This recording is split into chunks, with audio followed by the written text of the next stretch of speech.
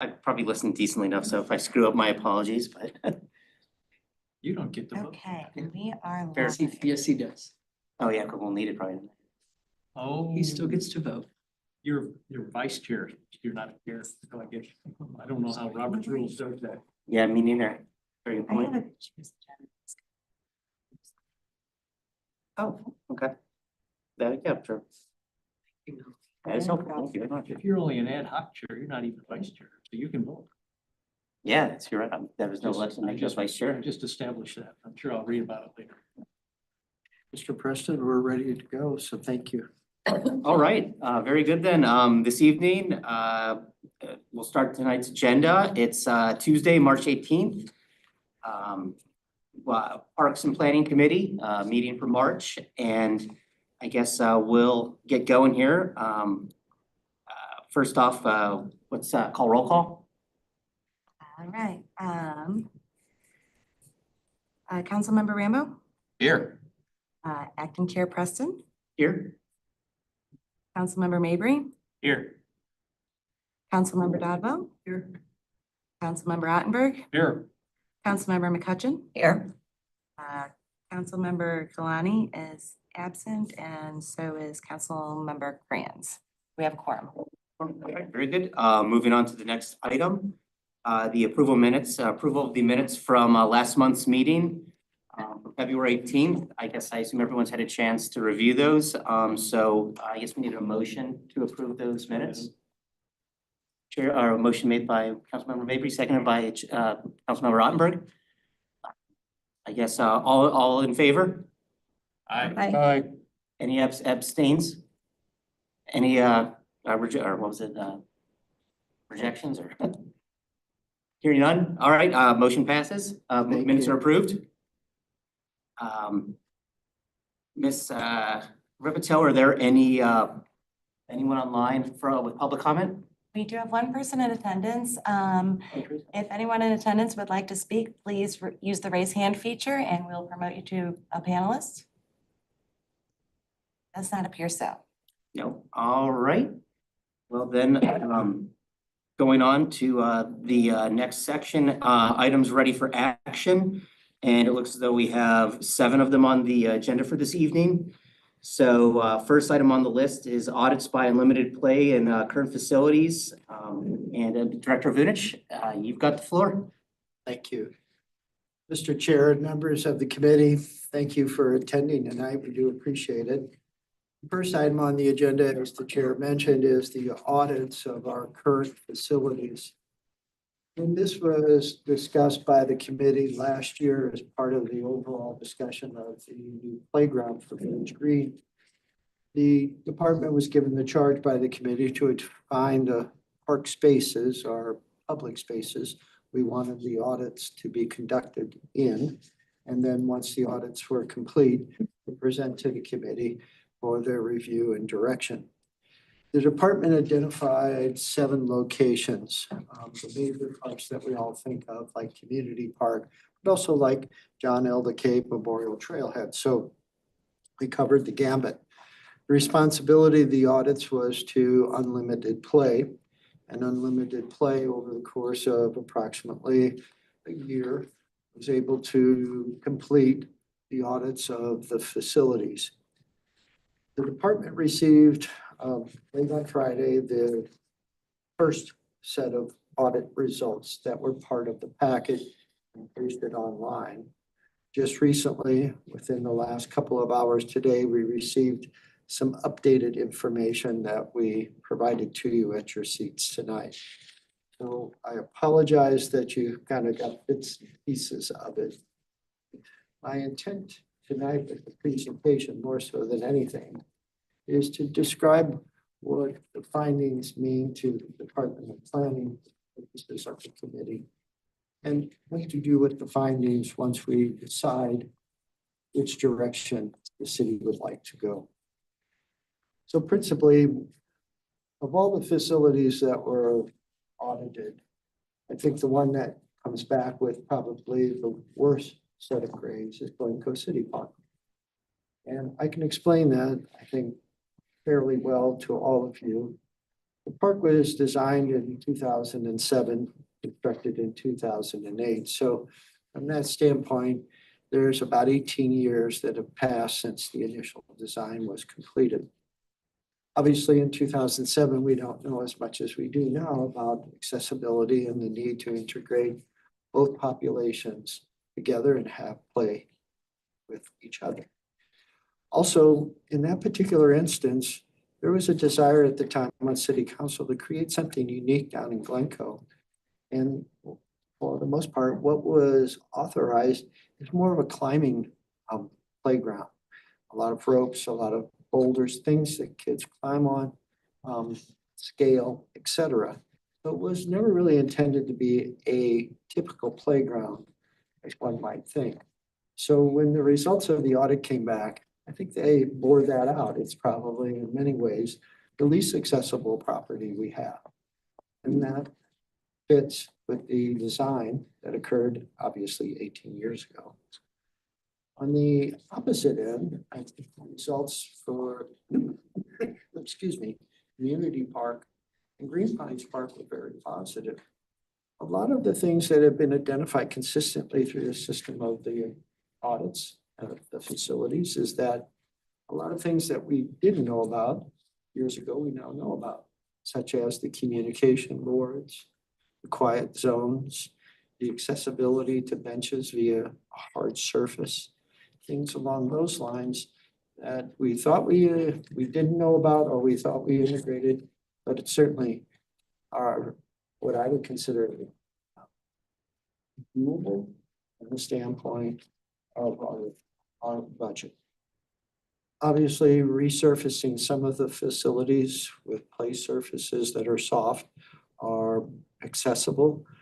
Those numbers that unlimited play are substantial in the hundreds of thousands of dollars. So those will be things that from the perspective of the department, when we do a final analysis for the committee, we'll probably put on the list, but they will be able to point in the list when there's more of a dedicated revenue source for parks and trails and stormwater. So from the perspective of the department, as I mentioned, you received the original memo and you received some additional information tonight. But consistently, as I mentioned, the items that have been identified that I think, and from the department's perspective, that we could consider on a multi-year program are the communication boards.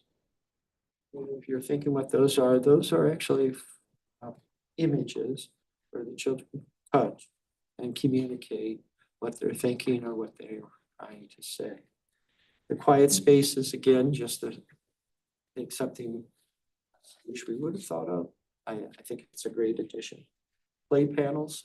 So those are as simple as I think most people will recognize this. You have like a front seat of a car with a steering wheel and the gauges and things like that.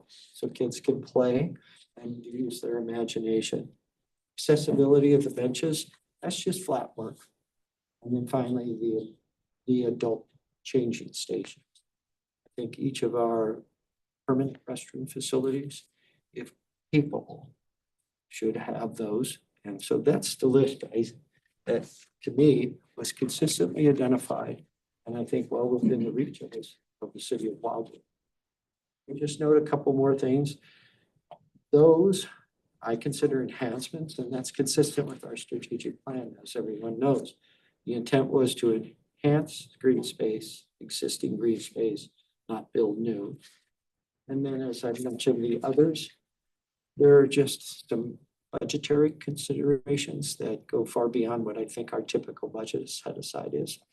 And certainly if things were to change with funding, we could readjust. So the final product ultimately will be after you've had more time to review the latest submittal, is that next month's meeting, we'll put together more of a matrix for you so it's a little easier to understand each part by each recommendation, the costs that have been provided by unlimited play. And then I will ask you to prioritize what you would like to do. So tonight it's an introduction, an assessment for Melanie and I of what we've read. And now I will turn it back to the chair and if there are any questions or comments. Are you looking for any motions from us on this evening or? Given the information came late to you on Friday, the original bunch, and then you got additional information at 4 o'clock this afternoon, I think it's only fair that you have more time to review it. Both, I guess we'll go with Deb, then Katie, then Bob. So does it have to be a driving board? Because I know we have a number boards and we have the music boards. So does it have to be a drivable Oh, board? no, that's just the example I was using. Oh, As okay. you know, there's multiple choices out there. I looked through some of the catalogs online just to kind of get an idea. Consistently, that's the one I see, the kids driving, but there are multiple ones. And ultimately, I think that's a decision. We'll give you options, whatever you think is most appropriate for the location, and that's the direction we would have. I have a real simple question. We've got, I'm assuming that the updated one is the thicker packet, and do we need to keep the narrower packet, or can we just ditch it because it's included? They're in the different. Thicker, Right. they are different. Yeah, Um, the cost that we saw last Friday, The thicker one is a PowerPoint presentation that has more information laid out for all of the parks. The thinner one just has the first couple pages of the PowerPoint, and then the rest of it is, you know, the information just kind of laid out and has more costs in there. Okay. Yeah. Just on Gustavo, page by page, with yeah. your permission and the others on the committee, why don't you let us get with Unlimited Play and put together a single document and then email it all to you, so you'll have a single document with all the information contained in one place. And that's what we'll ask you to review between now and the next meeting in April. if you can dig the costs out, because I went through and I came up to with more than $500,000 before I gave up, but it'd be handy to just have it on a per park basis. This, and this costs this. Next park, this, and this costs this. Well, this week, we can put together the packet of information. I don't know if Melanie and I have time to do the matrix, but if you are okay with just getting the kind of the organized packet, putting the both together, so it's a single document, we'll work on the matrix as quick as we can. That way, when we meet in April, you'll have all the information well in advance. Well, Yeah, if it's a lot of get extra the work, you don't. Matrix a yeah, week or two yeah. before. the Doesn't it April have a total of 63,000 or something? Somewhere I saw that. Yeah, the play surfaces, I think just 2 of them will over $300,000. Whereas the communication boards are $3,000. So there's a scale there, and obviously, I think when we talked about this initially was, you know, let's do the things we can do as quickly as we can. Those things that require a long-term commitment, we'll have to address those as we can. So there are ways to make things more accessible. There's different types of mulch. So we'll look at options and give those to you. Not everything has to be like the play surface at community parks playground. That's the most expensive option, but again, at that time, that was an option you all chose. Yeah, I realize we want to make things as accessible as possible. But in an earlier meeting, we had indicated, let's pick a park that we can make truly accessible. Are we still on that game plan, or do we want to do every park? Or do we put together a game plan that essentially says we'll do this park first, and then we'll do this park next year, and so on? I think you're right on target. I think once you have the matrix and see the different components that are recommended in each park Okay. and their cost, I think some will appear like, oh, we could do this within a year or two. Maybe that's where we start. Some will be so expensive that you'll think, okay, so yes, I think once you have Yeah. consolidated information and a matrix to kind of help you understand the relationships, I think it'll, I think you're So some of exactly. it might be doable under just the department's regular budget. Others may require capital budget in order to accommodate those changes. So But I think it's incumbent upon you and I wouldn't want it any other way. You tell us where the priorities lie for you. You're the one that has to talk with the constituents. And they say, well, I have a child in a mobility device, I can't get them here to there. So we want to make sure, obviously, if you just go on just attendance, there's three parks that pop right away. It's Anniversary, Green Pines, and Community. So maybe that's how we do it. We don't do user counts, so I can't just tell you Community gets 200,000 visitors a year. I don't know that. But if you just look at parking lot utilization and just when you're there, there's always somebody there. So we'll have to do some of this just on common sense, but we'll let you tell us and then we'll go from there.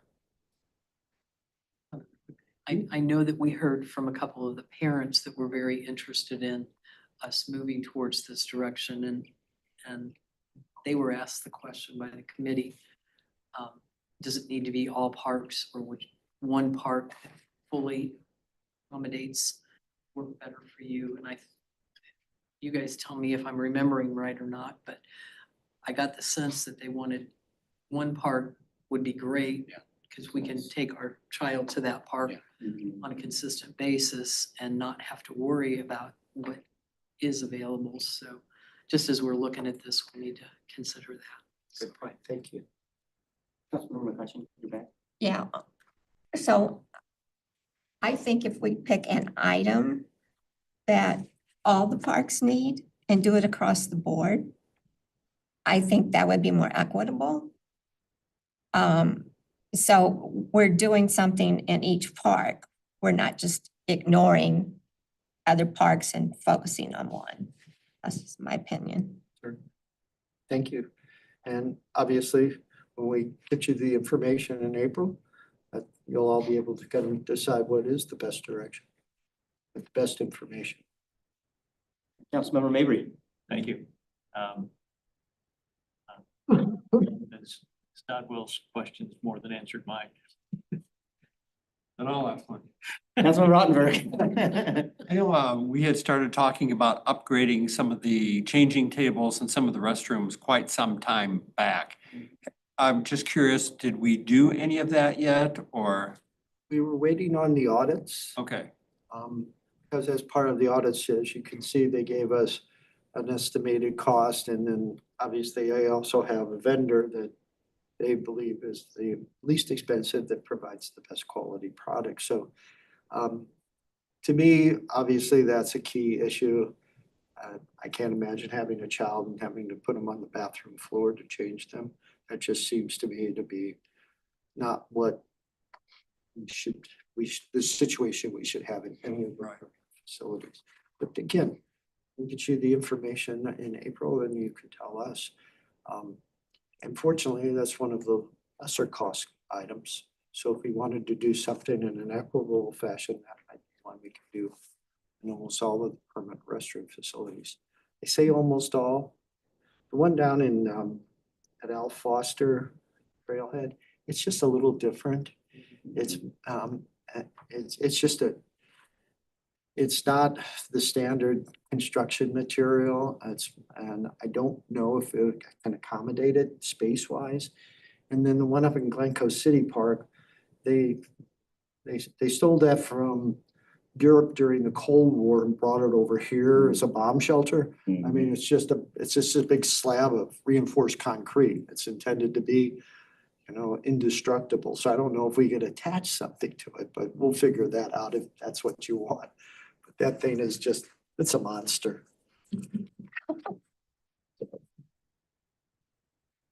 There's a room in each restroom to upgrade like that. The two down in the Glencoe area, I just don't know because obviously the changing table is going to get larger in size to accommodate the larger children, adults.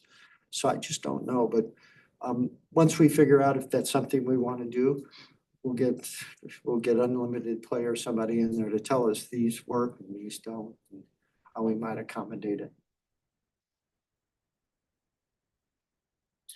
Ms. Mabry? Yes, it sounds like the appropriate time now, as it's been brought up. My 2 cents will be that in any evaluation of priorities or equity, I'm going to be looking at structure, infrastructure.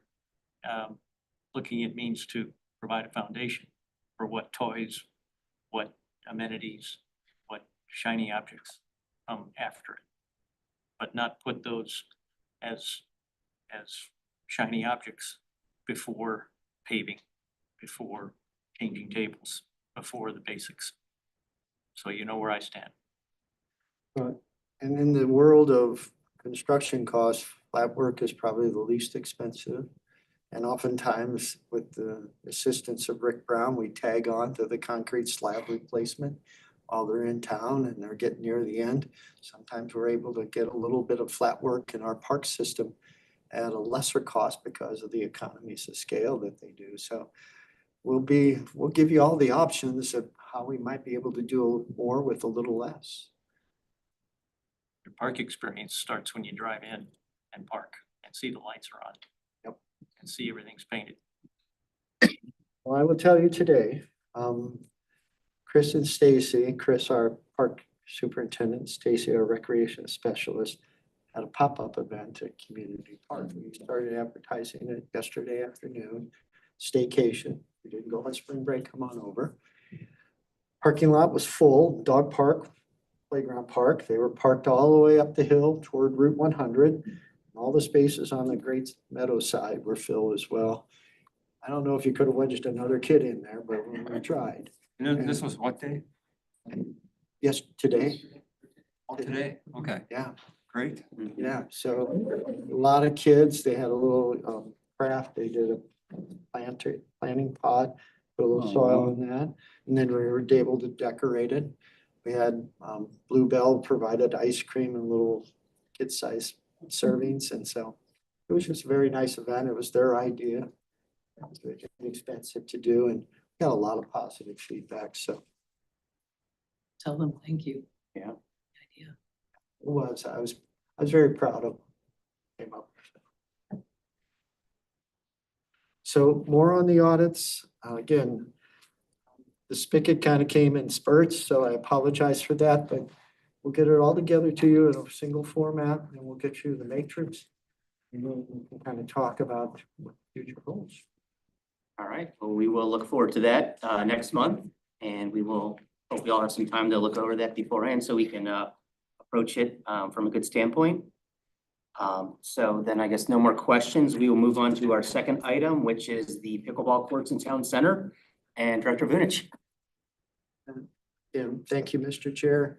Mr. Chair, members of the committee, I have a very simple question. I think we're very close to being ready to bid the pickleball courts. Considering all of the changes to the capital improvement budget that have occurred already in 2025, I wanted to ensure that you knew that the improvement plans via Stock and Associates paid for by Greenberg Development or near completion. I mean, they are complete as far as I'm concerned, but there's just a few minor additions that I made and we helped with. So I guess my question is, are we still wanting to proceed at $500,000? So were you looking for a vote on this tonight? I would prefer one now. Again, please don't take this in any other way. We did the bidding process for the pickleball courts in Community Park. We identified ideal landscaping group and then we backed away. That's, the bidders spend a lot of time on this and I just want to make sure, knowing the situation with Route 100, Old State Road, et cetera, I just want to, it's all part of the same pie. They may show it in parks and trails and streets and bridges but it all comes out of that same 2025 pie. And so I just want to make sure that it's $500,000. It's a lot of money. Yeah. And so if you have some concerns that it's not money well spent this year, that's great. I just want to know before we get too far into the bidding process. So to tag on to my question, when would we foresee the Greenberg development possibly being completed? And I know that's a really open-ended question because I know pickleball courts were to coincide with the construction of the Greenberg development. And then Chair, if you don't mind, then I have another follow-up. By all means. You need Greenberg development for principally one thing and one thing only, stormwater management. And that is a key component of any project we do. The rest of it's pretty much standalone. We're accessing the pickleball courts through the southern drive into Deerberg's town center. There's a cross-access easement that grants rights to the user of the south parcel, which would be the city of Wildwood. We've addressed all the grading issues, the retaining wall issues. We've added some amenities that I think are essential, like a water fountain. We have an enclosure for portable restroom facilities, things along those lines, so it's convenient, bike racks, et cetera. We've addressed the fencing. It'll be obviously adequate height to address the pickleball players, but also it'll be appealing. It's not going to be a gray chain link. It is chain link, but it has a coating, color coding. I think we've got everything ready. So to answer your question, if we didn't necessarily need stormwater, I would say we could get started as soon as you wanted.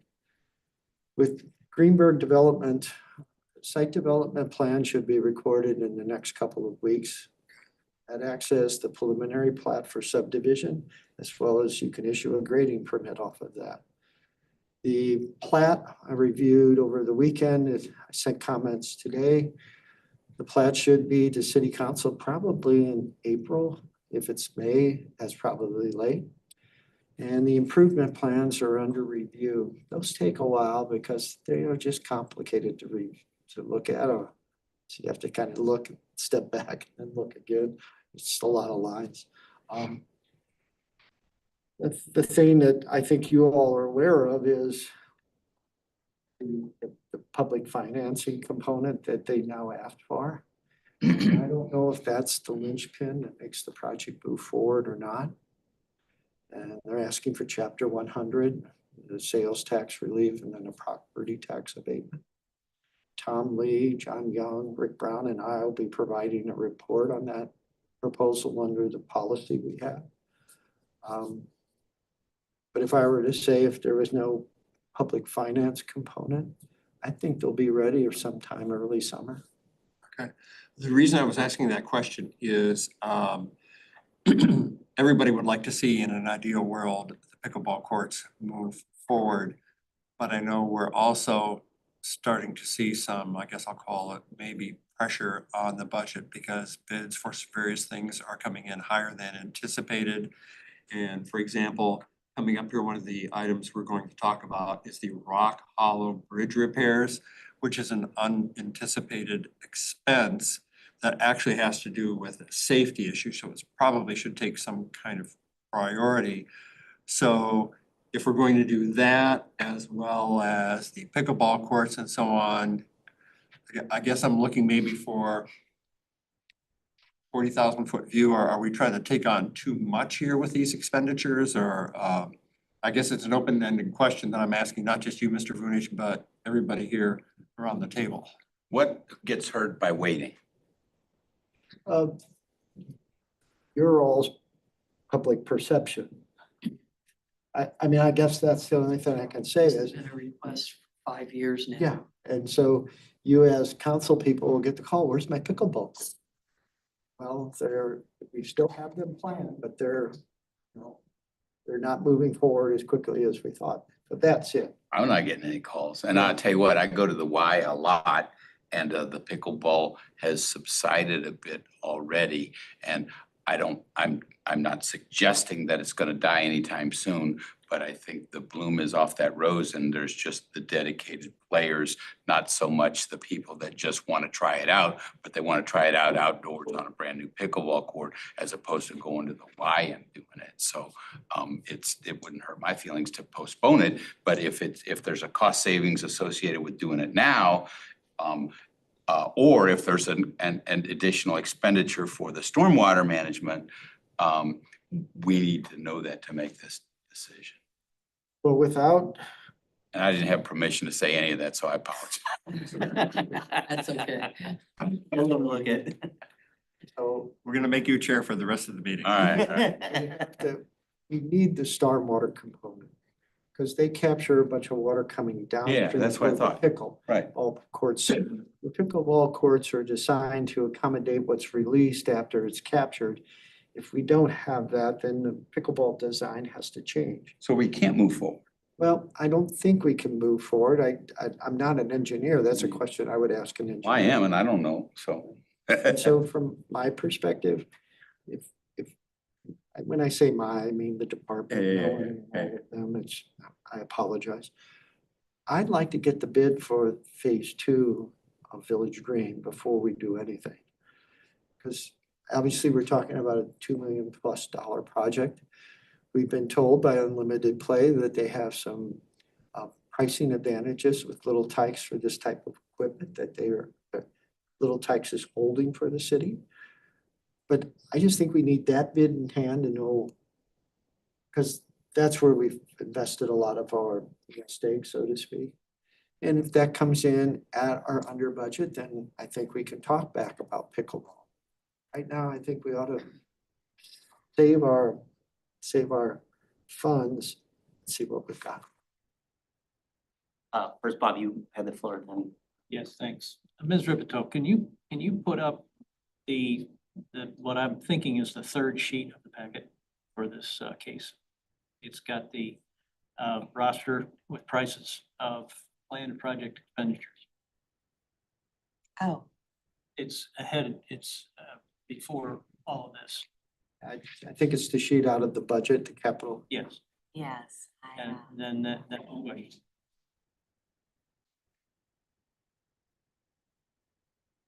Ms. Dodwell, is yours tagging more urgently right off Director Bonich's last point?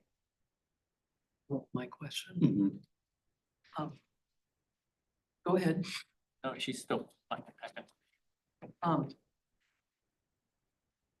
Being on the Economic Development Committee, I'm kind of looking for something that would draw people into town center and then use the restaurants, the ice cream store, the various things in town center a little bit more. So this particular project is a little bit nearer and dearer to my heart, so that it, for the same reason that I supported the brewery down the street, I'm really supporting this so that we can bring more people into town center to have some fun and then go spend some money. So I don't know. I hate to wait, And again, it's budgeted. and it's gonna only cost more the longer we wait. So again, that's just what and maybe it's unfair to ask you to make the decision tonight. Certainly, we're not in a position to start tomorrow with the bidding process. So maybe it's just one of those things to answer the question, am I looking for an action tonight? Maybe not. Maybe it's something that collectively, We get bids before next week, next month's meeting, so we understand what the total cost is. yeah, and what I can do too is based upon the completion of the conceptual design for the Unlimited Play, the all-inclusive play facility, I can ask for an updated bid or an estimate, so that'll help with the decision-making process. And again, as I always want to mention, Ms. Ripito is successful with the grant. So of that $2+ million, we do have almost $600,000 in grant money. So it's not like we're having to pay all of that cost with city taxpayers. Councilmember McCutcheon. Yeah, that's one of the things I was gonna ask. So is the developer paying for these pickleball courts or is the city? The developer is giving us the 2+ acres of ground in the heart of town center. They paid for all of the plan work. And you think, well, that's not much. Well, that's probably in 6 figures, quite frankly. So we're getting 2.5 acres of ground and we've gotten all the plan development free. So our cost will be to construct. And how much did it cost us when we thought we were going to put it in community park? The bid from Ideal Landscape Group that was accepted by the committee, I think was just under $400,000. And then I do get calls, Rob. about the pickleball courts. But what I've heard more for years is a basketball court for the kids to play on.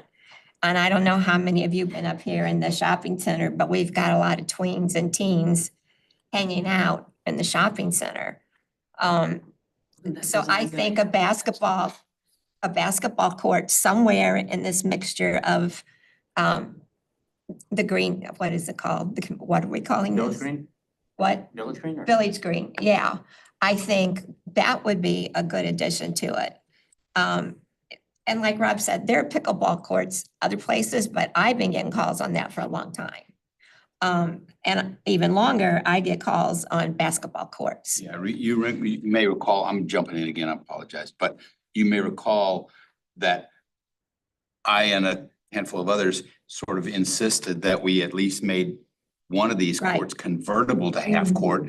And I think basketball courts are more useful to teens and tweens, as you say, than old folks wanting to play pickleball, because they can go to the Y and they can go to other places and they can drive and so forth and just, so but we only have one half court, one convertible half court, is my understanding. Yes. And then we have footprint for another, but we decided not to do it because it's gonna cost more or something like that. So I think it's a more flexible Doesn't plan. Westland Farms have two half, Doesn't where?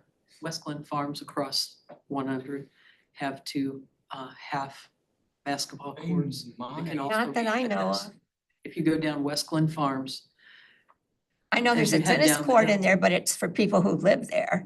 Excuse me. use it. Is that on the It's left-hand Had a side, key Katie? for a long time. No, there's no fence on it. On the tennis court there is. Not one that locks. Are you talking about as you go On north West Glen on Farms. West Glen and it's on the left-hand side? Yeah, Okay.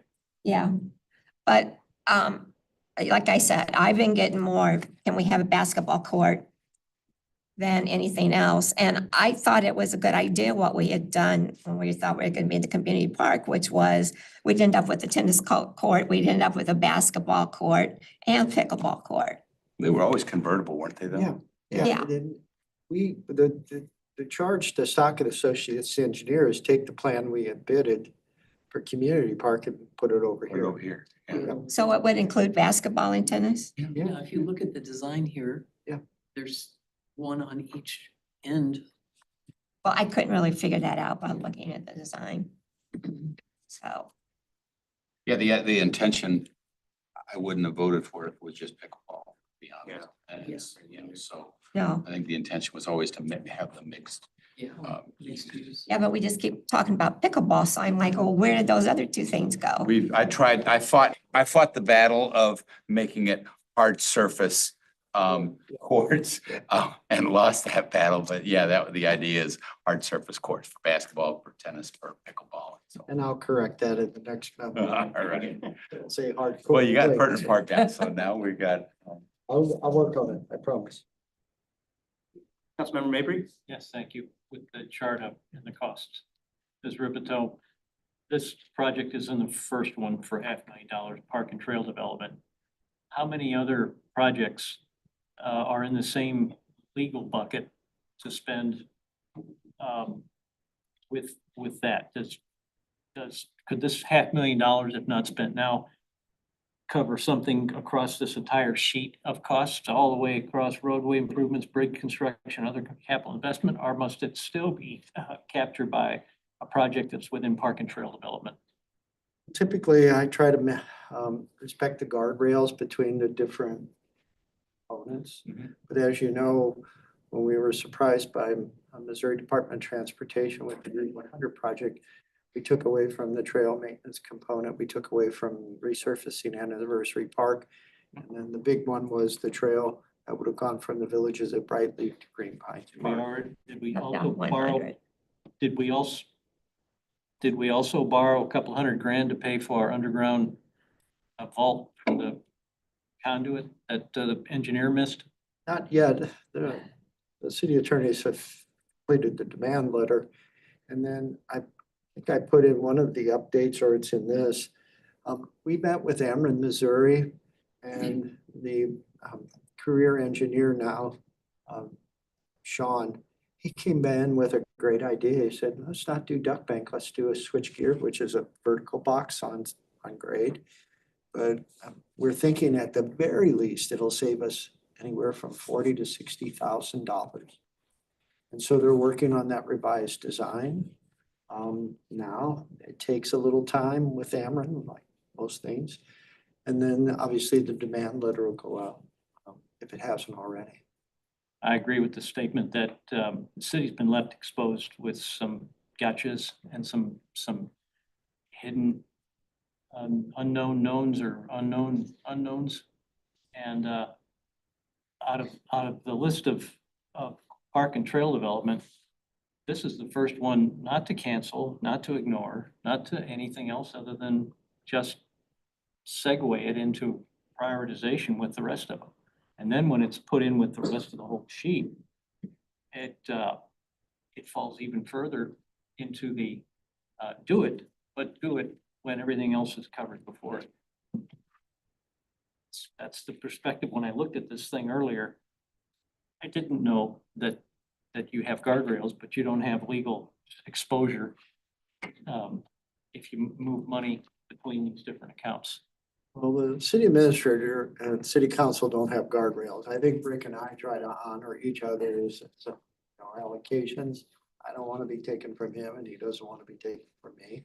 But when it comes down to it all, it's the taxpayers' money and you are charged with responsibility of spending it wisely. So if it needs to come out of any of them, then it will.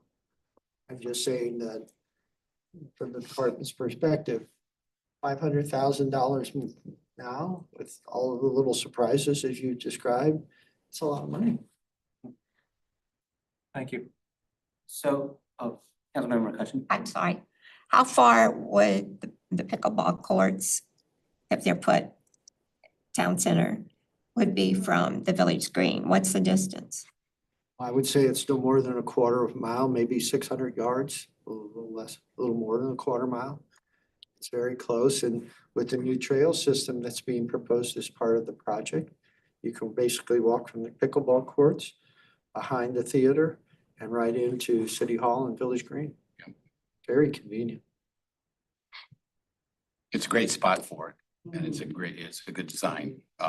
Just the question is, who are we screwing over by delaying? And are we saving money by delaying or are we spending more money by delaying?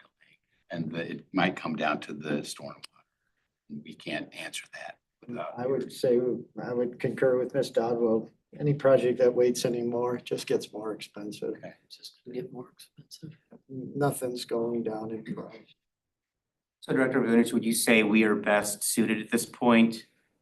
I mean, do we want to table this for another month and look at what maybe potential current bids come in at? Assuming that nothing's going to change in that time period with the initial costing here, and then make a decision based on, are we going to have an answer on the grant for Village Green within that time period, or is it? So that's done. Yeah. Already got it. Yeah, she was So then- down there twisted some arms and we got that right. So, I mean, in your opinion, is it worth waiting to see a revised estimate, or is that just going to be an exercise in futility that we already know the answer? So I'll get a revised estimate for Village Green based upon the premier design that was adopted by full city council. I'll also ask if I can get an estimate on the pickleball courts as presented now, since it's finalized. Mhm. We haven't seen one of those. ARCO, which is the contractor that'll be working on the apartment complex, was asked by Ed Cohen to give an estimate for the pickleball courts. Mhm. That's where I got the $500,000.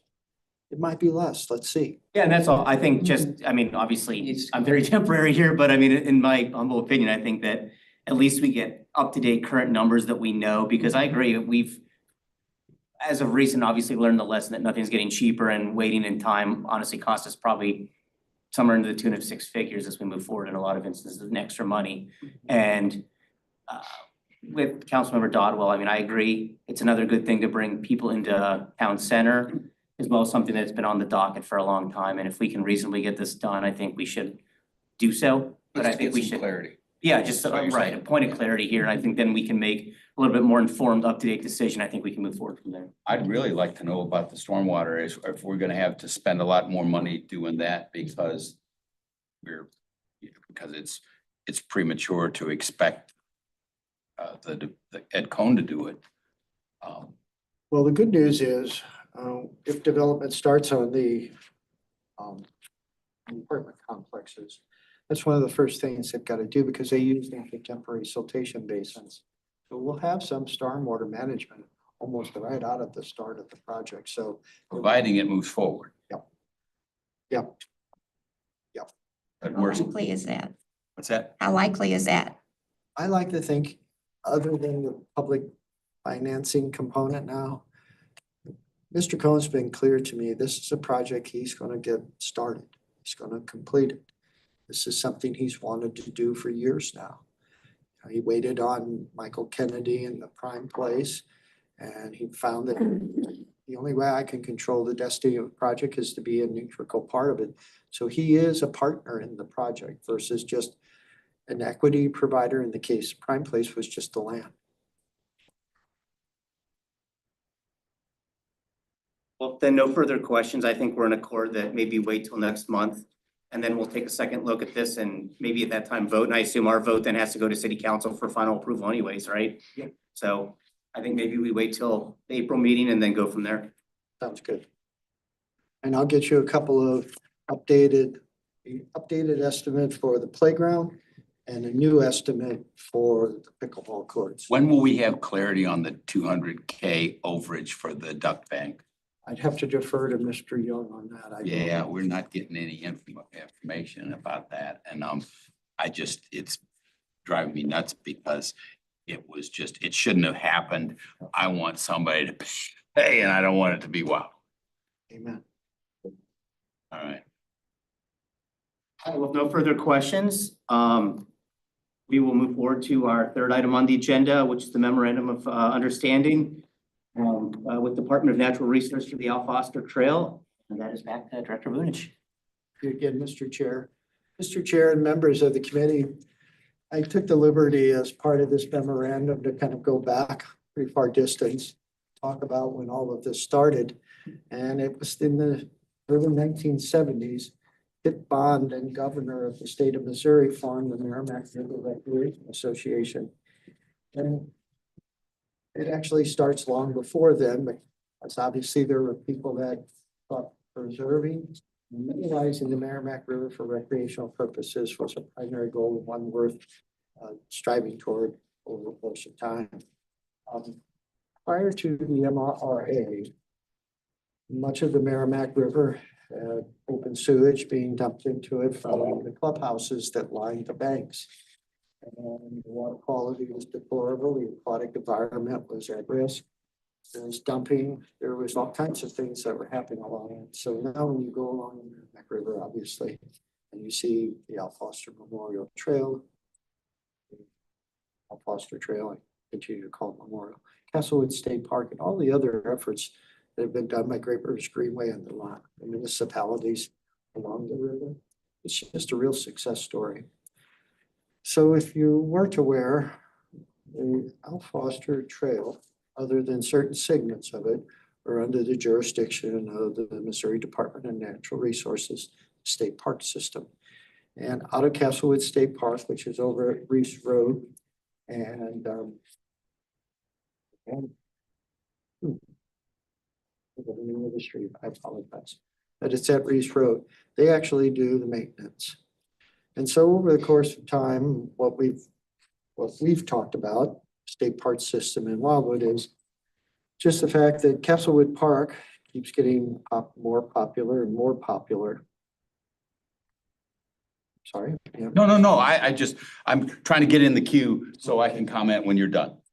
So, and I'll do this as quickly as I can. You mean you're asking permission this time? Yes, I am. So Turning over a new leaf.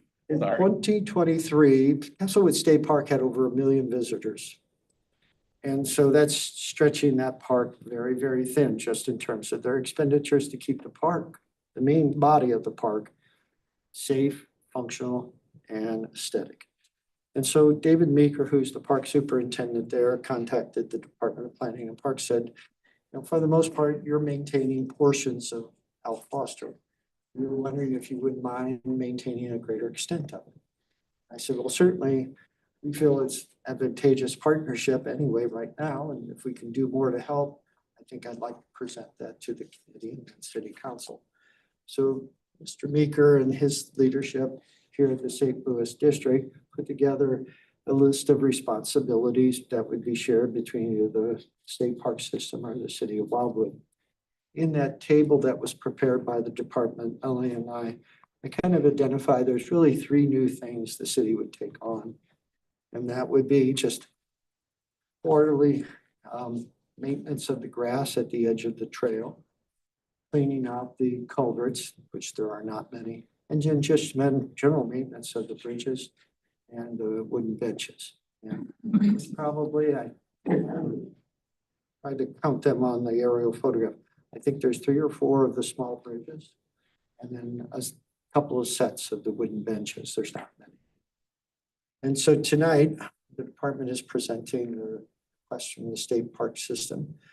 I believe it's a win-win for the users of that facility, which is by far our most popular facility. Their last count in 2023, there being the state, had almost over 180,000 users in 2023.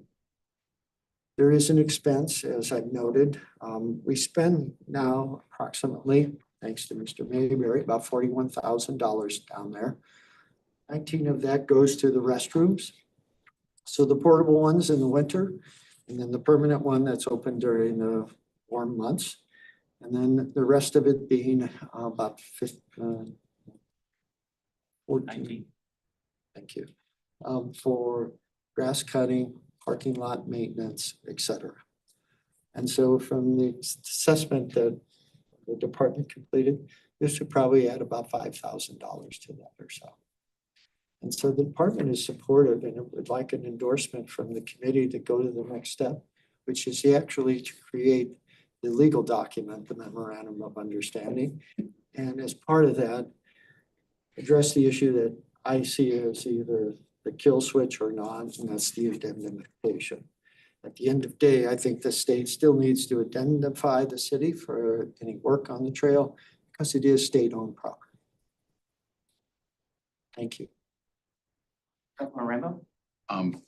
Thank you. This document mentions that it has the additional advantage of giving Wildwood a bit more sway over what kinds of activities we can have down there on the park and whatnot. It's really inexpensive. I think it's a great idea, and so I just want to make the motion that we allow the department to move forward with the documentation. Give a second, all right. Councilmember, any discussion? Yeah.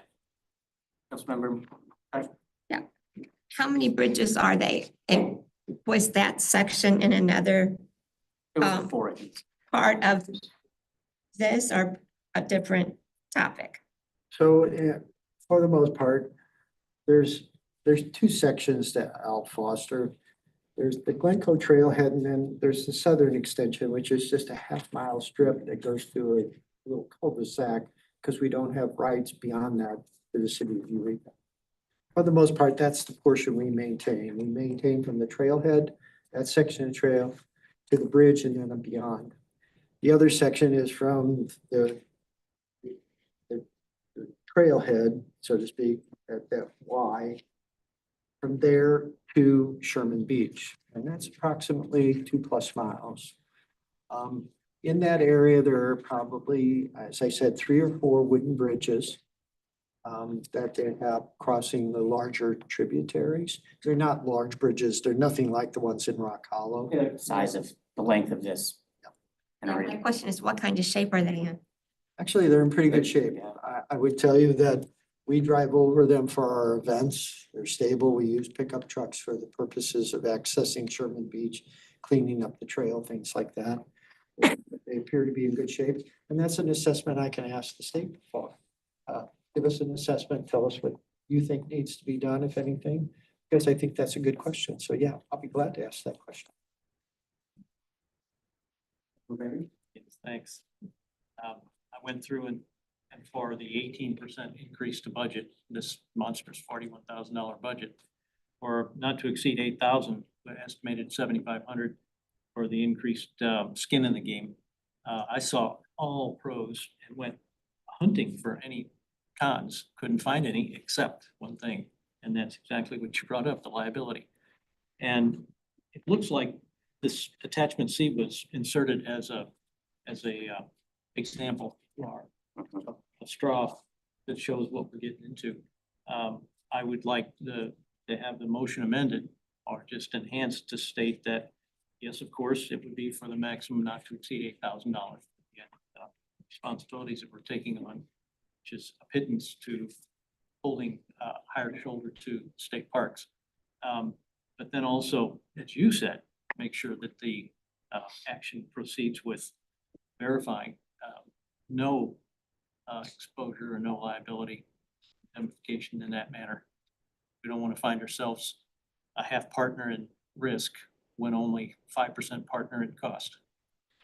Well, we'll always be at risk. We even get it now when it happens elsewhere on the trail system beyond the park we maintain. But I want them to be first in line. And the wording would be that we don't buy any more risk than we already own. Exactly. If we That's the have even idea. zero. Yeah, that was certainly implied in the And they motion. took so. that as such. Question, your statement on maintaining it as an $8,000 increase, I think we need to put in there some kind of COL, cost of living increase, because the costs for rock, for anything is going to increase over a series of years. So however this, the attorney would want to 41K word had that. that escalator in it as well already. Yeah. We try to hold the line on the budget and shift allocations and priorities, like over the course of years, sometimes it's like, okay, you need to spend more here, we'll cut less there, et cetera, et cetera. So we try to do it that way. What I will tell you is I think under the agreement, they will continue to maintain the trail. What we're picking up is the general maintenance, cutting the grass along the edges, trimming back bushes, cleaning the culverts. And then, of course, the one slips my mind always. My apologies. Oh, the little yard, right? Or Culverts. Service. Oh, and the mown trimming. The bridges and then Gotta the keep the coast clean. culverts. It's just gonna cost us. The cost of living goes up Yes. every year, so I just want to make sure we continue. There could be a little bit of adjustment there, but yeah, when you all see the maintenance budget for all of the parks and trails, you see it as a lump sum. Now, each month you get the breakdown, and that's what I use to come up with the numbers associated with how much we spend. You know, some years it was it's like $8,000, and then in flood years, it's $24,000. When we have the floods down there, hopefully we get reimbursed, but not all the time. Okay. So any further discussion then on the amended motion, or I guess it was kind of pseudo amended, but we're all clear on the. Okay. Can you restate it, please? So as I have it, the motion was that we are going to approve the additional services added to the service contract or We're the. gonna allow the department to move forward with the memorandum of understanding, negotiating the issues that still need to be negotiated, primarily liability. And not to exceed that $8,000, I guess, while keeping liability consistent. That's it. All right, well, if that's the case, then I guess we'll take it to vote. So all of those in favor? Aye. Aye. Abstentions? Opposed? That motion passes. Thank you. We'll be back as soon as we can with the information you've requested. All righty. Well, that then we will move on to the fourth item here, Rock Hollow Bridge repairs, cost estimate, and that is back to Director Village. Thank you again, Mr. Chair, and then Melanie will take over for the next few items. So my apologies, you have to listen to me so much tonight. So as you know, Rock Hollow Trail is a 2.5 mile linear trail to probably one of the prettiest valleys in all of the Merrimack River region. The main component of the Rock Hollow Valley is the hard surface trail. And given that it is in the middle of a drainage area, we have 13 bridges. And we try to stay on top of those bridges because they not only provide access for everybody that uses the trail, but they're also for emergency purposes. Every few years, Great Rivers Greenway, which helped fund the project and also has ground that we lease for the purposes of the Rock Hollow Valley, does bridge inspections. And two of the bridges this year came back with, so they relate to just the ongoing issues we have with bridges and water. It's undercutting some of the armoring. It's also loading the creek itself so that the water can't go under the bridge. It goes against the bridge and over top of the bridge. So we asked T Hill Construction to provide an estimate. Two reasons for T Hill. First, they are part of our annual maintenance contract, so we've negotiated prices with them. And secondly, they did the last repair when we did competitive bidding, and they were well under the other two bidders, Tom Kelpin and another. That slips my mind.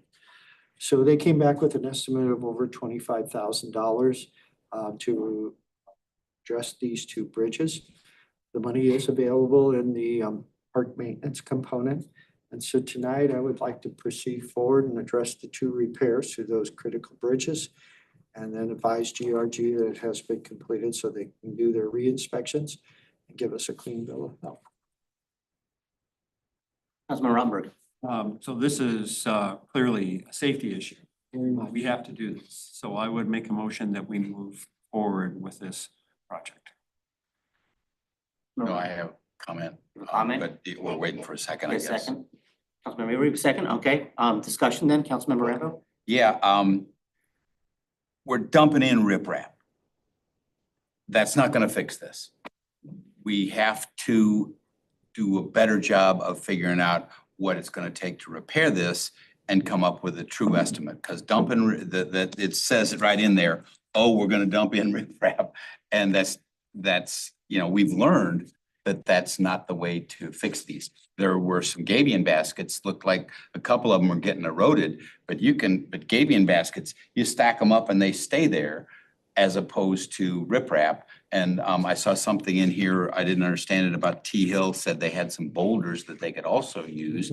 Maybe that's a more appropriate fix. I don't know what size the boulders are, but I guess my basic comment is we're not fixing the problem. We're just dumping in riprap, and 2 years later, the bridge is gonna be eroded again. I will assure you, we'll fix the problem because I also concur. I've watched MSD do the same thing. Yeah. Generally speaking.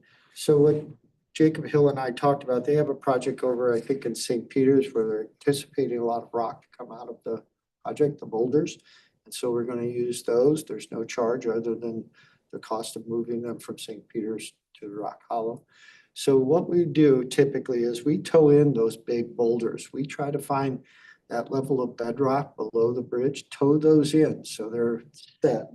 And then we add the smaller rock as you transition from basically the creek bottom to the top or lower level of the bridge. It's gonna be a lot better than it was implied in the. Yeah, as you can see, they're great contractors and they've been stellar during this storm. But most of the bids I get, it's like, I think they just copy, paste, and then he went down there several times. They're not good artists. Not their specialty. Yeah, that's not their specialty. Adding more sandpaper into the creek and that's all riprap is. It just tumbles down. So Okay. Is that good for you? Well, I'm skeptical, but I'm willing to trust Joe's judgment on this, and it sounds like they've got a better plan than was strongly implied in the document, so. Gotcha. So we'll roll the bones. Councilmember Mabry. Yes, thanks. I looked at the dozens and dozens of pictures and they're very detailed. Is it a matter strictly of aesthetics or of cost or of constructability that has us using this pressure treated wood as a bridge over a creek. They're romantic as all get out, and they've been used for centuries. But has pre-stressed concrete, has precast concrete, has oxidized steel that can't rust. Has all that been explored and discounted as the new way? Are we gonna go putting back a treated lumber that falls and cracks and checks and bows, as I've seen all this stuff done? I will tell you, when the initial design was being pulled together and it was being presented to committees and council and St. Louis County, Great Rivers Greenway, the state of Missouri, there was an aesthetic component to it. You know, we're in one of the pristine valleys in all of Wildwood and West St. Louis County. So the wood bridges were preferred. And I think also from the perspective, just the type of wood that was used, it was a reflection. Wheeler Bridge did them. They're the same bridge company that did the large bridge over Bottom Creek in Community Park. They recommended it because it's a wet environment, and they thought that if we're going to use wood, lumber, it would be the best. Does the city agree?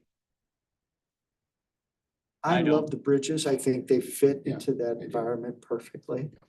I think there is always going to be that push and pull. If we did something of, like you said, a concrete structure, I think we're gonna have less maintenance.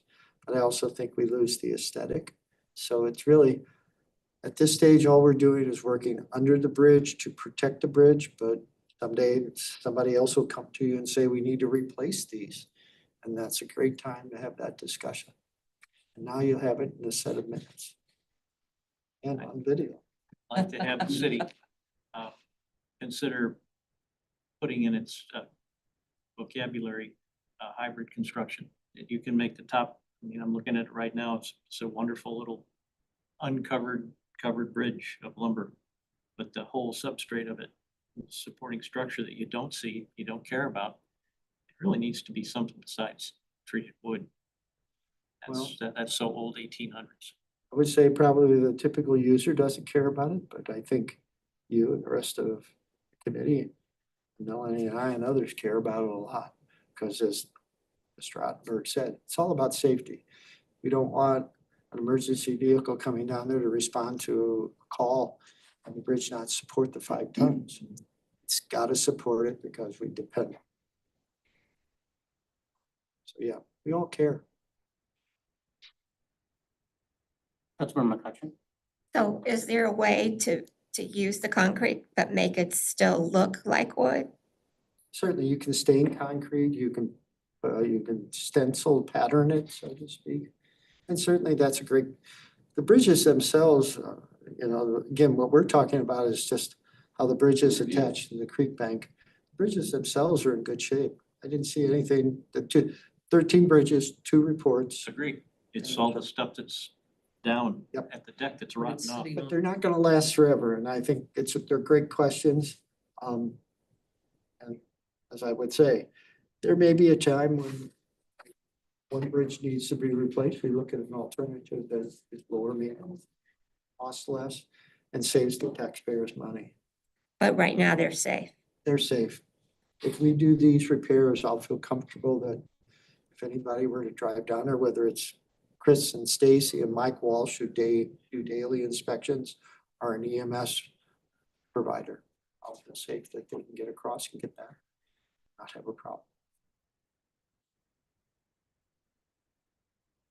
All right, well, then if no more discussion, we will have a vote from the motion on the table here to approve the repairs as outlined with per Councilmember Rambo's input that Joe verified. So all those in favor? Aye. Abstentions? Any opposed? Motion passes. Thank you. So we will proceed as is. And then that will bring us on to item number 5, which is the Village Green Phase 1 update. And that is Ms. Ripito. Thank you. Thank you, members of the committee. Village Green is moving along slowly but surely. Hopefully, it will speed up now that the weather has been a bit nicer. Feels weird to say that after this weekend, but so the primary focus of the construction that's going on right now is the oval itself, the concrete's been poured. If you go out there, you can see that a lot of the sub-base materials for the pavers has been put out. They're gonna be working on the pavers, and then new walkways that will offer Main Street access. And then also there's focus on the area that previously housed the trash, the dumpsters. But there was a bit of a hiccup there. The soils had a lot of plasticity, but the department met with Public Works, Cochran Engineering, and the contractor to come up with a solution. So hopefully we'll be moving forward with that as well.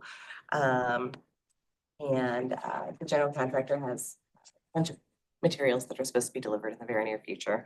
Get busy with that. So as far as the main components, the trash enclosure, you're aware of it. In January, the committee authorized bid documents and a plan for a temporary trash enclosure to screen the dumpsters that are now located at the end of Wildwood Avenue. And Tara Speck is working on that. And discussions around a permanent solution will be coming up probably soon, hopefully in the April meeting.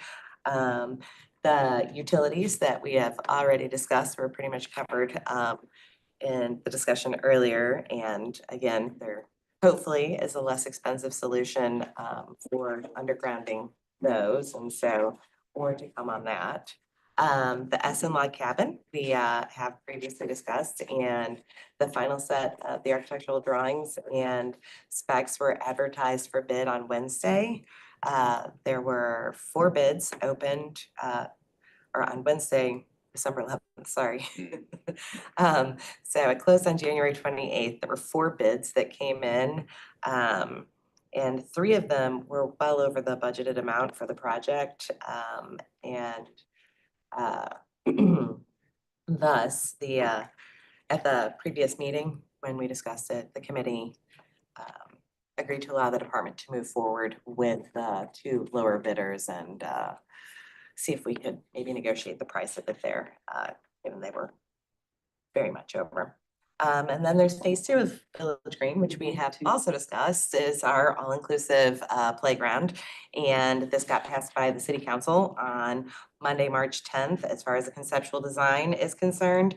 And so we're authorized to go on to the next step with that, which is the engineering process for bidding documents and specs, so that we can get that out to bid and hopefully get this constructed while we still have our grant. So included in your memorandum is a summary of the change orders. It has not been updated to reflect the potential change in utilities. And we also have a list of payments made to the contractor thus far. Included in that. So as far as next steps are concerned, the new construction schedule is being developed by the general contractor and has been requested a few times, and we haven't gotten anything yet, but that should be coming soon.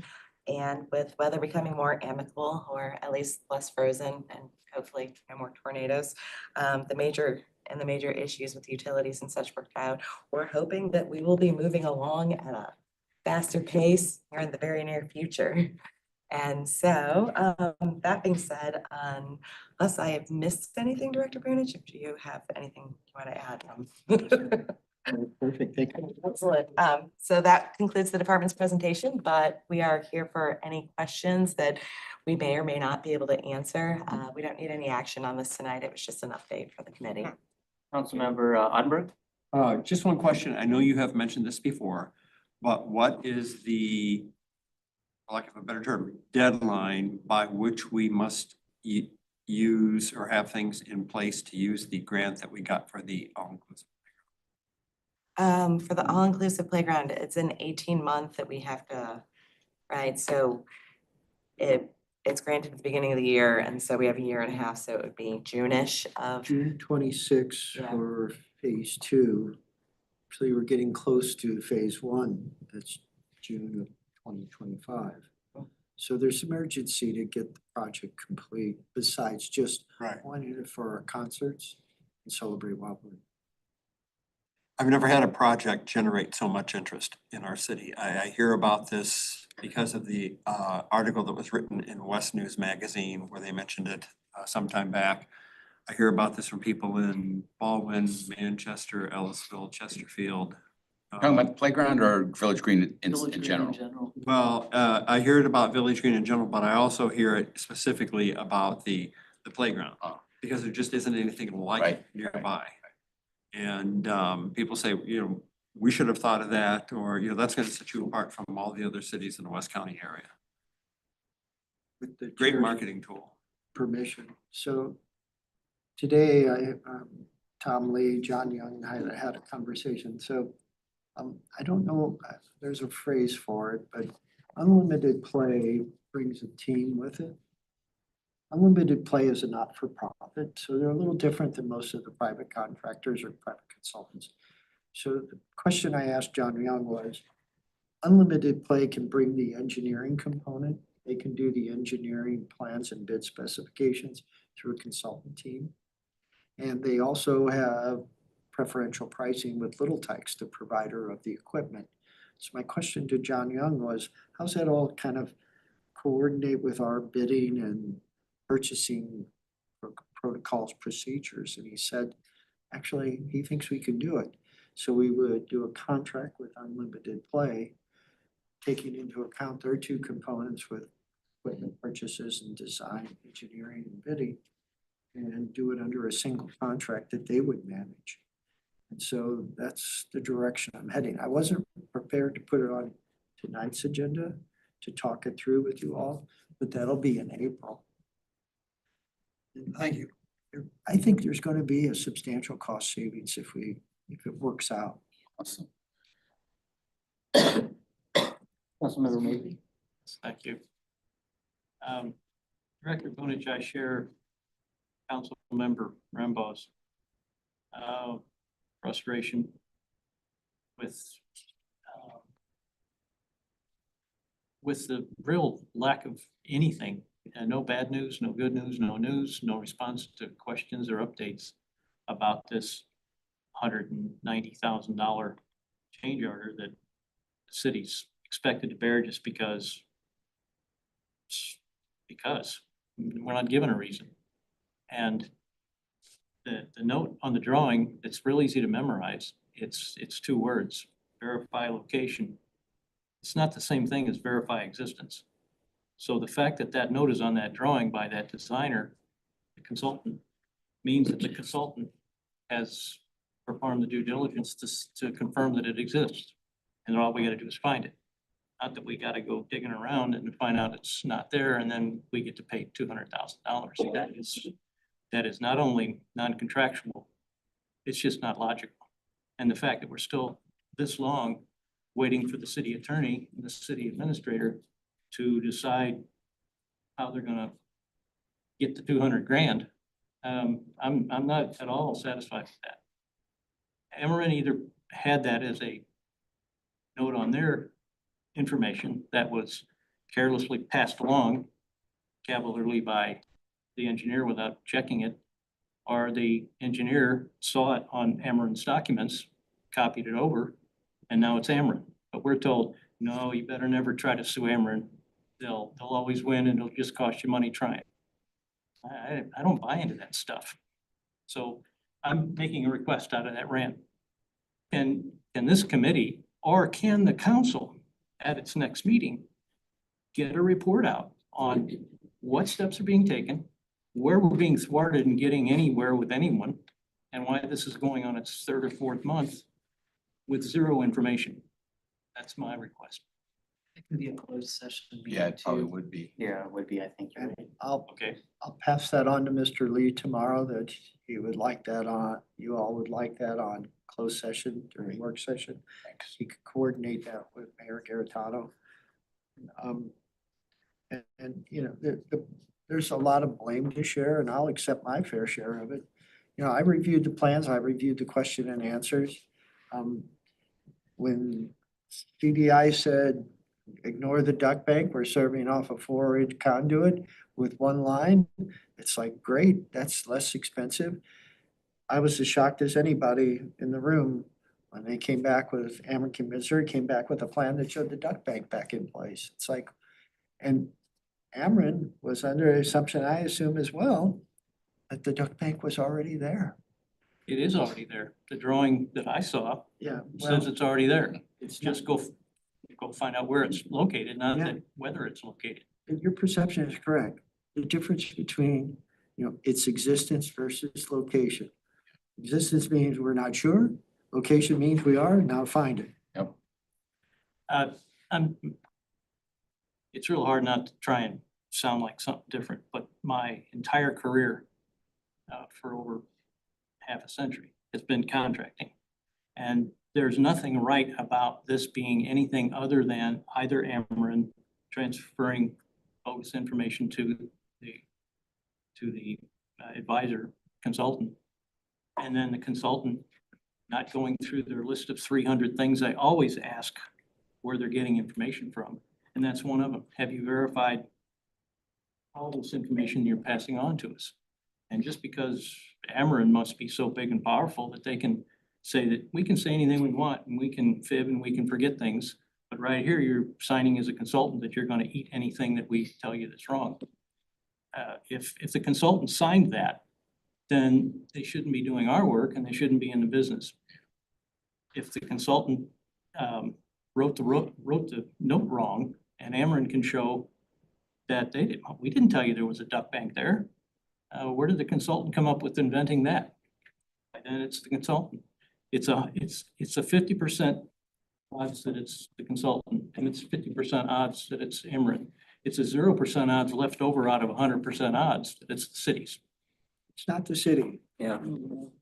Truly isn't. I accept responsibility for the delays. Certainly, I would have liked to thought we could have come up with a solution quicker than we have.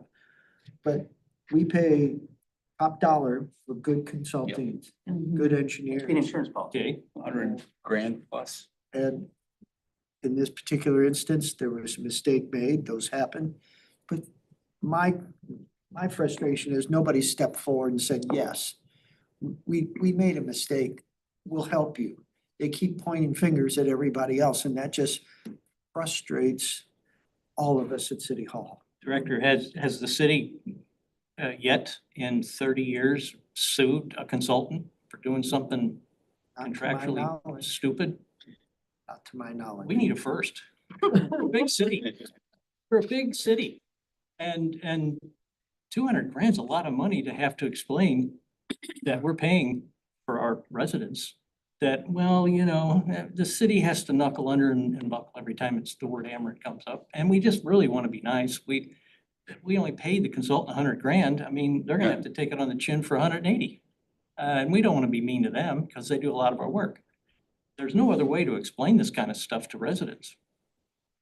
I don't, and there is no universe where I feel like $190,000 is a change order. That's a project. Right, Yeah. right. So this change order discussion that I've been having with CDI and Bombshell, it's like, because I actually think if the engineer plans had been correct, the whole bidding structure would have changed. Yeah. I don't know who would have won the bid, who would have been the low bidder. That's a big number. And how people would have addressed it, I don't know. Get us an answer, right? I mean, that's the bottom Yeah. line here. Yeah. I want an answer. We've I think been, so. And if that's a closed session agenda item, Yeah. then we as a committee and we as a council have been nice too long. Yep. Way too long. I'll get it to the person I need to, Mr. Awesome. Mayberry, I promise. Thank you. all right then. No further comments, then we will move on to item number, I guess, 7, or yeah, or 6, I'm sorry. Wildlife recreation programming, and that's Ms. Ripperson. Generally wildlife recreation programming and facilities reservations, the next 2 agenda items are therefore, if you have any questions, but we don't generally do a presentation Oh, on okay. them. Oh, So the just department's happy sure, to for answer any information. questions, should you have them. Maybe just do the, I think that's really positive. The hometown heroes? Okay, If you don't mind, no, not at all. we were successful in getting additional hometown heroes. Yeah, so as far as the hometown hero banners are concerned, we just passed our deadline, February 15th. And it always seems we get phone calls after we've ordered the banners. It's amazing. Oh, yeah. But yeah, so we do have an additional 5 heroes that will be up this coming year, this May, or yeah. And one of them is also Dustin, who is in our Public Works Department. And so you'll see his face up there to join all the others. We also got another business banner from St. Louis Community College. And yeah, so at any rate, the banners are still open year round, so people can purchase another banner. Last year, we did it so that in May, or well, we kept it open May through June, and then we cut it off for the fall banners. And then those people that were involved in the fall banners, we invited as a bonus, you know, to have them the entirety of the following year. So this year, 2025. And so those people from last year will be on again this year. And honestly, we've actually been inviting all of our former participants to have their banners put up because 5 banners just isn't a whole lot. And so it's a much more full display. And thus far, I think all but 2 have participated, and the 2 that didn't were because they wanted to gift the banner to the recipient. And so, yeah, at any rate, it should be a nice full display again this year. And we might or do another order if we get enough people that keep calling in just as soon as the program How is many total- closed. How many total do we have? I want to say 27, maybe. It's a Yeah. nice number. Yeah, Yeah, it's so a good program. And It it's is. Congratulations to all of you. $300 for a banner? so it's $150 for the hero banners. And I mean, essentially, the city doesn't make any kind of revenue off of that. It's $100 that we pay to have the banner made, and then the $60 is to have the banner hung and brought down twice every year. And then, you know, we do have like a $60 renewal fee that we could be charging for people to participate in the next year, but we've just been offering that service for free thus far in hopes of, you know, having a nice full display. If it gains a lot of popularity, we might actually start adhering to that if it becomes a matter of space, you know, not having enough area to hang banners, but So thus you, far. you said it's too late this year, but you're entertaining the idea of maybe making another order? Well, for the fall, I mean, it's definitely too late for May, Okay. for the Memorial Day display, because we wouldn't be able to have them printed and here on time. Oh. But last year, we left it open and had people order until like June or so for the fall display, and so I feel like we haven't discussed it internally yet, but So when do they go up in the fall? for Veterans Day.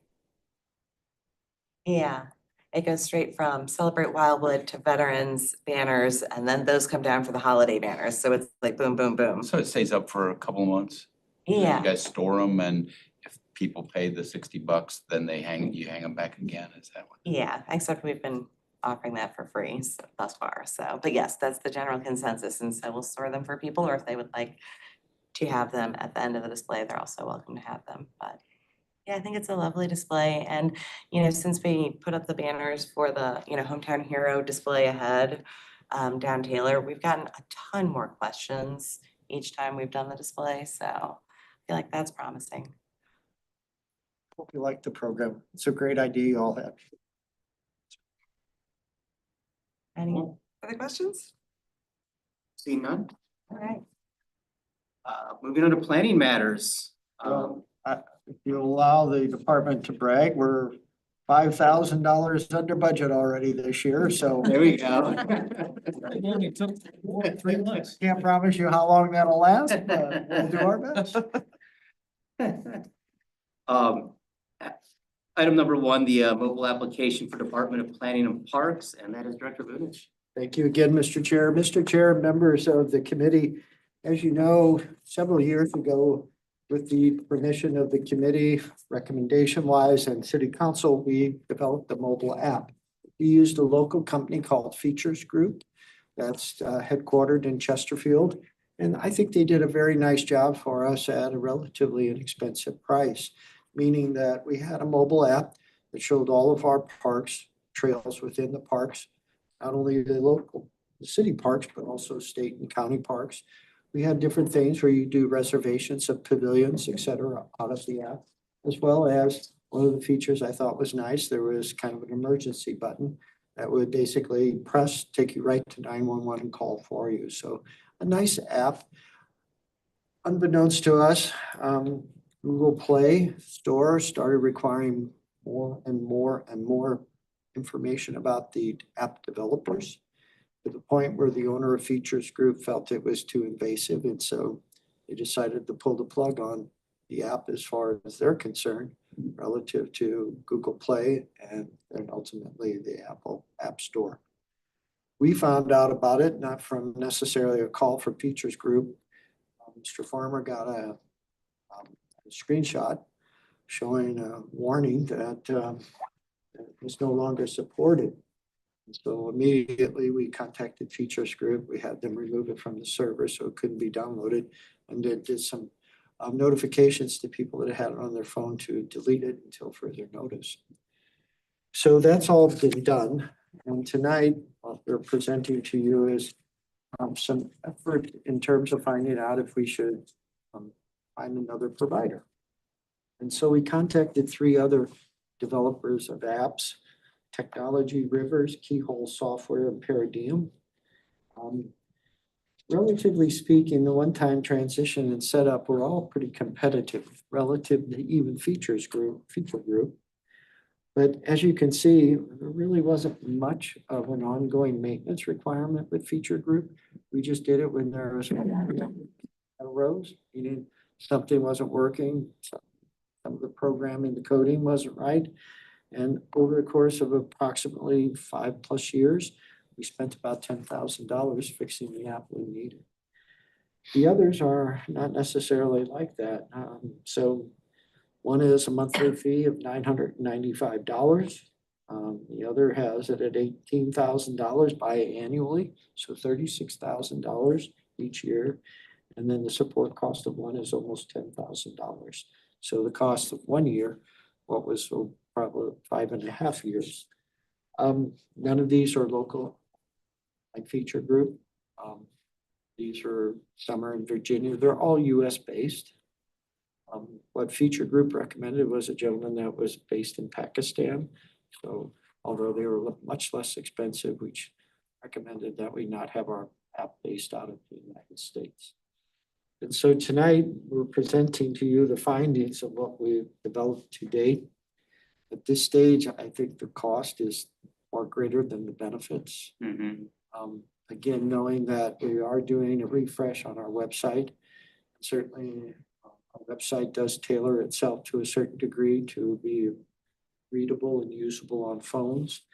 So the department isn't recommending that we proceed forward at this time, at least under the 3 scenarios that we provided to you tonight. So are you looking for a motion for us to give the concurrence of that? Yes, because ultimately City Council endorsed the app in its creation. So I think ultimately the committee had recommended that back in 2019, 18. So yes, I would like a motion basically saying that we proceed forward at this time. Bob, Councilmember Mabry making the motion? Yes, and that would be to, Councilmember Dodwell seconds. Any discussion? Councilmember Rottenberg? Just a quick question. The previous app that we did have, do we have any usage information? We did, and actually it was a little surprising. There were more than I thought. We didn't get necessarily analytics. Kathy Arnett was here when we started this, and she was great at this stuff. I'll say that I'm not. Travis does it as best he can, but he has to fit it in around a whole lot of other things. So, Sure. but Chris did an analysis, and I guess we were getting maybe 60 or so a month, something like that. Not downloads necessarily, but use of the app. But again, at the cost of being proposed, it just seems like we could figure out a better solution, send people to the website. We now have in all the parks these little kiosks where we have information we post about upcoming events. And then obviously everybody on their smartphone now has a quick way to call 911. And there's coordinates that go with that as well. So some of the things that we thought we really appreciated now I think are just second nature on most telephones, satellite capability. So even if you're not in cell coverage, if you have an Apple phone, and now I believe Android is doing it, you can get satellite coverage. Councilmember Mabry? Yes, when I looked at this, I didn't see any information about whether it's done at a per Wildwood Park or Wildwood venue basis by basis. Was this capable of picking up certain numbers of our parks and saying, oh, you're now in community park, here's the 12 things to look for? Was it structured like that or, okay? How many of our parks by percentage did this previous programmer have included information for, first of all? All of them that All- were It was available. nice, It's a actually. nice little app. yeah. Okay, I missed it. And the three bids that you've secured are a like-in-kind service for all the parks and for the depth of detail that's being provided. So we're getting an apples to apples to the old guy who was doing it cheap. And this was a key point I failed to mention, my apologies. The old guy is the one that gave us the names of these three. He recommended them knowing what we had and what we wanted to continue with. So we just Good. didn't pull these off the internet. These were ones that he felt comfortable recommending to the city. Be careful with that term. Present. I know There's a where lot I of old speak. guys in here. Self-included. Quick question for you guys. When you're dealing with our overall web project, is providing something similar on the list of, can we do this questions for that provider?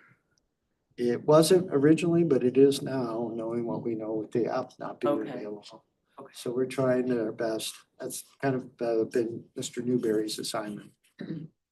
I can't imagine that you couldn't have a fairly easy button on the homepage that says parks. Then you can sift through which one you want. And I don't want to add time to the meeting, but Mr. Lee, Gina talked before she left, Mr. Newberry, and I can't remember I think you'll be pleased with the refresh. I think it's coming out very nice. It's been a lot of work on it by those four or so. Yeah, we're trying to make, let's say, lemonade out of lemons with our app being no longer available. We're talking about the overall web refresh. Okay, good. The question I have for you is, I take it by my motion and second that we're agreeing with you to cool your jets. You got a bigger You know, picture right now. Yeah, to not pursue it further. Yeah. But you're never gonna sleep. You're gonna keep wearing away at it. You're gonna go get 3 more bids, then you're gonna get 3 more bids. Is that the kind of tack you're taking? Thinking more about how to get to the companies these are 3. There's 30 doing them, and the odds of having picked 3 of the 30 that are the best, kind of low. Well, So, we actually asked Civic Plus, our website provider. Travis was unimpressed with the response, so we kind of left that one off the list. We never got a price, as I recall. I guess the thing I would say is if we were to relaunch an app, I'd like to do more than just Parks and Recreation on it. Right? You know, that kind of thing. We went to portal for our permitting, our work orders, code enforcement components. We're looking at kind of switching that out a little. Something Dustin Howard, kind of our IT person now. So there's a lot of moving parts, and that's why the department's report here says, let's wait on the app. Let's see where we end up with all these other items that are kind of in the mix at the moment. All right, well then the motion on the table just being that for the time being, we will not pursue the app at this time. It's on costs, and I guess maybe down the road, if we want to have a more encompassing piece of software we want to pursue, we can look at it at that time, but With that motion on the table, then I guess we'll take it to vote. So all in favor of the motion as is? Aye. Aye. Any abstentions? Any opposed? Motion carries. Thank you.